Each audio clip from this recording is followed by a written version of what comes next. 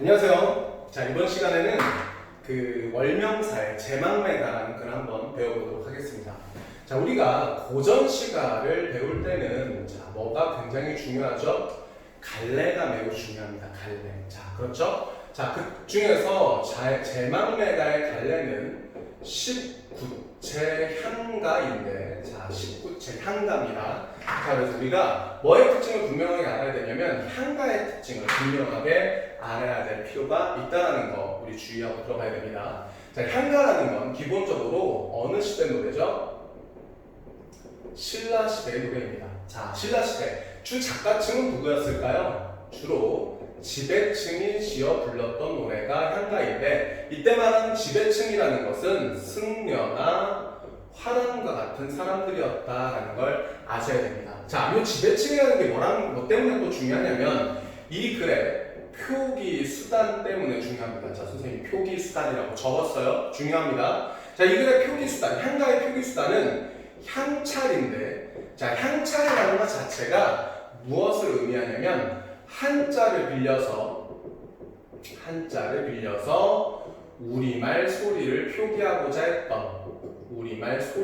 표기하고자 노력했던 차자 표기 수단으로, 자, 향자를 알아야만 쓸 수 있었겠죠. 그렇죠? 그러다 보니까 주로 누구들이 지배층, 승려나 화랑과 같은 지배층들이 주로 지어 불렀던 노래다라는 거 이해하시면 되고, 자, 앞에 19체라는 말이 붙었어요. 자, 19체라는 것 외에도 향가는 4구체, 8구체, 19체라는 형식을 가지고 있는데, 당연히 4구체가 가장 원시적인 형태일 테고 8구체, 19체로 갈수록 발전된 형태일 거다라는 걸 짐작해 볼 수 있습니다. 그래서 그 중에서도 이 19체 향가가 가장 정제되고 세련된 형태의 노래다라는 거를 잘 이해를 하실 필요가 있겠네요. 그렇죠? 자, 그리고 이러한 19체 향가의 형식적 특징이 우리가 제망매가를 배우는 데 있어서 매우 중요한 요소 중에 하나인데, 자, 19체 향가의 형식적 특징은 두 가지가 있습니다. 첫 번째는 기서결의 몇 단 구성이다? 3단 구성이다라는 점에서 중요한 형식적 특징을 가지고요. 두 번째로는 낙구를 감탄사로 시작한다라는 특징이 있습니다. 낙구를 감탄사로 시작함으로써 그 부분에서 시의 내용 전개에 따른 전환이라든지 집약이 나타난다라는 아주 중요한 특징, 이 두 가지 형식적 특징이 있으니까 꼭 기억을 하고 넘어가 주시면 좋겠고요. 자, 그리고 이 19체 향가는 뭐와 함께 전해져 내려온다는 것 또한 배경설어와 함께 전해져 내려오는 것 또한 알아두시면 되겠습니다. 자, 이 글의 제목이 뭐라 그랬죠?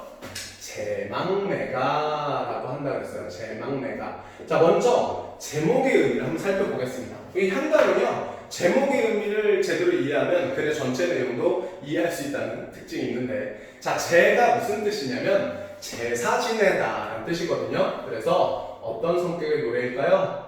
제사라는 것은 죽은 이의 넋을 기리는 것이죠. 그래서 추모적인 성격을 가지고요. 자, 망매라는 게 무슨 뜻이냐면 죽은 누이라는 뜻으로, 누이가 죽었어요. 자기 혈육이 죽었으니까 당연히 어떤 감정이 표현되겠습니까? 슬픔의 감정이 표현되겠죠. 그래서 애상적 성격의 노래다라고 이해할 수 있습니다. 게다가 누가 지었다라고 되어 있나요? 월명사가 지었다고 되어 있죠. 자, 월명사는 승려였는데, 자, 아무래도 문학작품에는 그 작가의 성향이 반영될 수밖에 없습니다. 그렇죠? 그래서 이 사람이 승려였기 때문에 어떤 성격을 지닌 노래가 된다? 불교적 또는 종교적 성격을 지닌 노래다라는 것까지 이해하시면 좋겠습니다. 자, 이제 내용으로 들어가 볼 건데, 아까 무슨 구성이라고 했죠? 기서결의 3단 구성이다라고 이야기했습니다. 자, 나눠보겠습니다. 어떻게 나눠지냐면 2로 나뉘어지는데, 자, 그럼 여기가 기서결이 되겠네요. 아까 이야기했을 때 낙구라 그랬는데, 이 낙구 뭐라 그랬습니까? 시상의 전환과 집약이 이루어지는 마지막 구절. 여기 뭐로 시작한다? 감탄사로 시작된다는 형식적 특징이 바로 파악이 가능합니다. 그리고 뭐도 이루어진다 그래서 전환이 이루어진다 그랬죠? 그러면 윗부분의 내용과 아랫부분의 내용이 어떤 식으로 달라지는가도 생각을 하면서 읽어줄 필요가 있을 것 같습니다. 자, 선생님 먼저 기부터 한번 읽어보겠습니다. 생사길은 얘 있음에 머뭇거리고 나는 간다는 말도 못다 이거 어찌갑니까? 라고 했는데 이걸 현대어로 해석을 해보면 이렇습니다. 생사길은이라는 것은요 삶과 죽음의 길은이란 뜻으로 자 여기서 화자가 누이의 죽음을 맞고 추모하고 있다고 그랬잖아요. 그러니까 화자는 지금 삶과 죽음 그러니까 이승과 저승에 지금 경계에 놓여 있다 이렇게 이해할 수 있겠죠. 자, 얘 있음에 머뭇거리고 해서 여기서 얘는 어떤 표현이냐면 여기에라는 현대어로 해석을 해볼 수 있을 것 같은데 자 여기라는 건 누구한테 가까이 있는 곳이잖아요. 화자에게 가까이 있는 곳이잖아요. 그래서 여기서의 여기는 어디를 의미하는 거죠? 화자는 아직 살아있으니까 이승을 의미한다 이렇게 이해할 수 있습니다.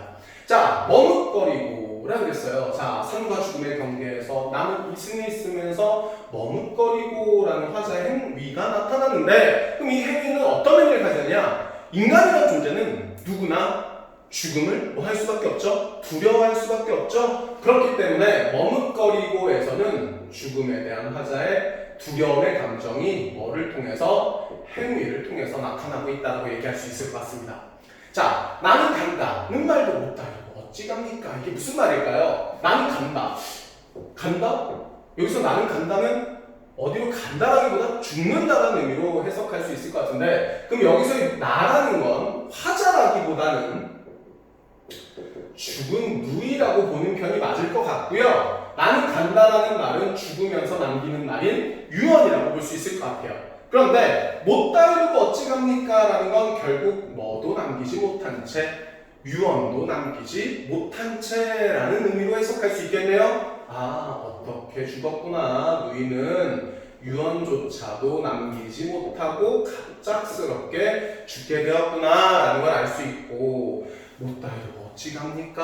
라는 것은 뭐 하고 있다? 화자가 누이의 죽음에 대해서 슬퍼하고 안타까워하고 있다, 탄식하고 있다라는 감정이 기 부분에서 나타난다고 볼 수 있을 것 같습니다. 자 이제 서로 넘어갑니다. 자 어느 가을 이른 바람에 가을이라는 어떤 배경이 제시되네요? 계절적 배경이 제시됩니다. 그렇죠? 근데 가을은 어떤 계절이에요? 우리는 늘 두 가지 의미로 생각해 볼 수 있어야 됩니다. 긍정적으로 봤을 때 가을이라는 계절은 성숙과 결실의 계절입니다. 하지만 지금 이 노래는 죽은 누이를 추모하는 노래이기 때문에 부정적 의미로 보는 편이 맞는데 이때 가을이라는 건 보통 어떤 분위기를 조성하죠? 쓸쓸한 분위기를 조성을 합니다. 조락의 계절이다 라고 얘기합니다. 일반적으로. 자 어느 가을 이른 바람에 여기저기 떨어지기처럼 한 가지 나고 가는 곳 모론적 선생님이 그냥 스포하겠습니다. 이 부분은 비유적 표현이 아주 두드러지게 나타나는 부분으로 여기서 말하는 비유적 표현에 나타나는 비유라는 것들은 첫 번째 떨어질 잎과 두 번째 한 가지 이 두 개가 핵심 키워드라고 볼 수 있습니다. 자, 여기서 떨어질 잎이라는 건 어떤 이미지예요? 하강적 이미지고 결국 잎이 가지에 떨어진다는 건 죽었다라는 의미죠. 그래서 여기서 떨어진 잎은 죽은 누이를 빗대어 표현한 거다라고 얘기할 수 있습니다. 한 가지의 나무라는 건 어떤 의미인가요? 한 가지의 나고 뭐예요? 한 부모에게서 나고라는 거죠. 그래서 여기서 중요한 건 표현상의 특징으로 중요한 것은 누이와 부모라는 화자의 누구를 혈육을 뭐에다 빗대어서 자연물에 빗대어서 표현하고 있다는 표현상의 특징 아주 중요합니다. 자, 가을. 근데 이른 바람에예요. 이른 바람에. 자, 잎이 왜 떨어집니까? 바람이 불어 떨어지죠. 그러면 이 바람이라는 건 결국 누이가 죽게 된 뭐라고 파악할 수 있어요? 원인이라고 파악할 수 있죠. 하지만 이 뭐라는 것은 바람에 잎이 진다라는 이 현실은 당연한 겁니다. 가을이 봄이 되면 꽃이 피고 잎이 나고 무성해졌다가 가을이 되면 떨어지는 거 이런 걸 뭐라고 합니까? 자연의 섭리라고 하는데 똑같습니다.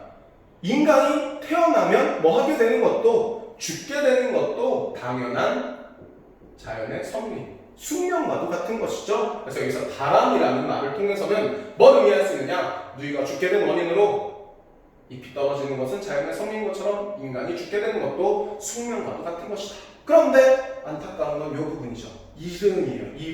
일은 아직 좀 더 살다가 되는데 죽은 거죠. 일찍 죽었구나, 뭐 했구나, 요절했구나 라고 파악할 수 있습니다. 그리고 마지막에 이렇게 얘기하죠. 가는 곳조차도 모르온 적. 이거 어떻게 해석하냐면요, 모르겠구나, 모르겠도다 라는 감탄형 존결 어미로 표현이 됩니다. 그래서 뭐에서는 서부분에서는 누이의 죽음에 대한 하자에 뭐가 느껴진다? 부상감, 허무함이 느껴진다. 가는 곳조차도 모르는 이런 상황에 대한 안타까운 탄식이 드러난다라고 표현할 수 있을 것 같습니다. 자, 미타찰에서 만날라. 마지막 낙구입니다. 미타찰에서 만날라. 도닦아 기다리겠노라에서 여기서 제일 중요한 시어가 요 미타찰이라는 시어인데요. 자, 미타찰이라는 것은 불교에서의 극락세계를 의미하는 것으로, 결국은 어딜 가리키는 것일까요? 저승을 가리키는 것이겠죠? 그러면 앞에 어디? 예 있음의 예와 의미상 뭐를 이룬다? 대비를 이룬다. 이렇게 얘기할 수 있겠습니다. 그렇죠? 미타찰에서 만날라. 그런데 뭐예요? 목적어가 생략되어 있는데 여기서 어떤 목적어가 생략되어 있나요? 미타찰에서 누이를 만날라를 누이를 생략하고 있는 거죠. 이때 그럼 나는, 앞에서 나는 간다의 나와는 다르게 누구를 가리키는 표현인데 화자, 자신을 가리키는 표현일 텐데 뭐를 닦으며 기다리겠답니다. 도를 닦으며 누이와 뭐하게 될 나를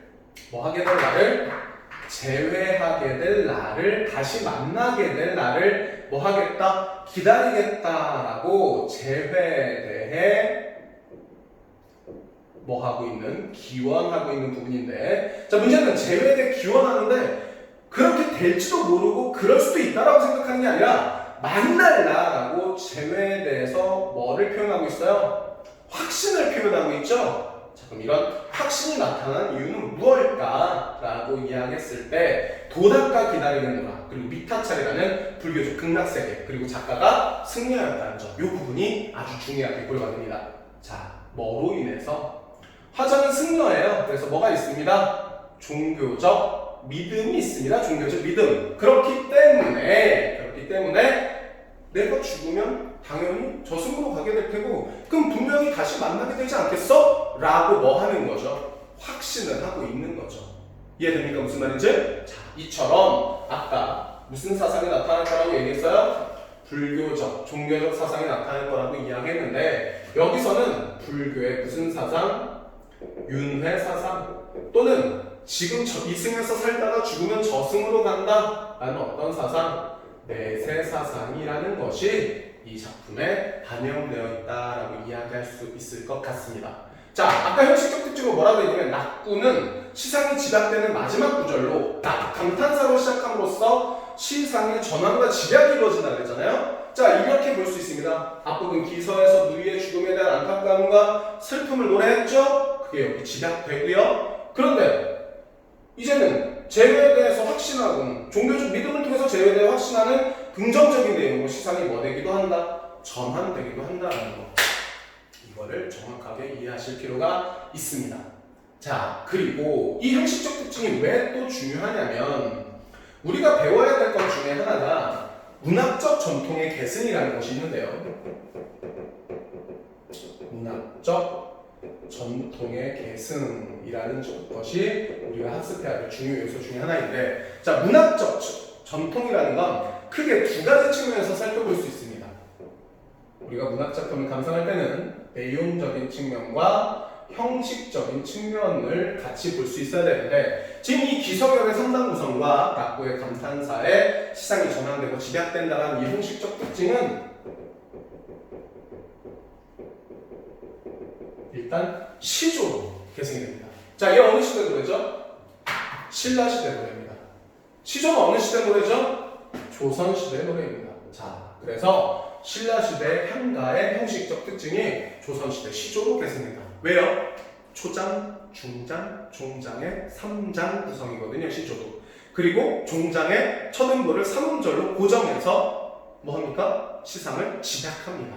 이 부분 선생님이 쓰지 않을 텐데 돌려보면서라도 반드시 필기를 해두세요. 알겠죠? 테스트입니다. 자, 그리고 내용상의 전통인데, 자, 인간의 삶이라는 건 늘 뭐랑 뭐가 만남과 이별이라는 게 반복될 수밖에 없고요. 사람들은 만났을 때 기쁨도 강조를 하지만 특히나 뭐 했을 때? 이별했을 때의 슬픔을 더 강조를 하는 경우가 많이 있습니다. 그리고 문학작품으로 표현되는 작품들이 많이 있는데 이 노래 제 막내가 누이와의 이별이죠. 이별의 종류 중에서는 사별, 죽음으로 인한 이별의 슬픔을 노래하고 있는데 이것처럼 우리 민족의 노래들에는 이별의 정한이라는 주제를 다루고 있는 경우가 아주 많이 있습니다.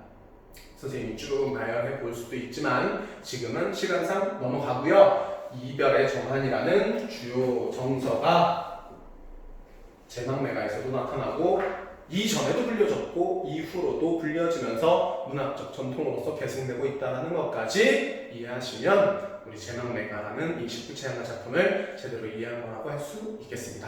이해하셨습니까? 그럼 여기까지 강의 들으시고 과제 집중하시면 됩니다. 알겠죠? 오케이?